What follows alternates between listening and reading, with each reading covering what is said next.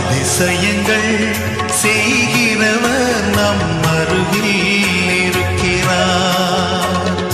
அற்புதங்கள் செய்கிறவர் என்றும் நமக்குள் வசிக்கிறார். அதிசயங்கள் செய்கிறவர் நம் அருகில் இருக்கிறார். அற்புதங்கள் செய்கிறவர் என்றும் நமக்குள் வசிக்கிறார்.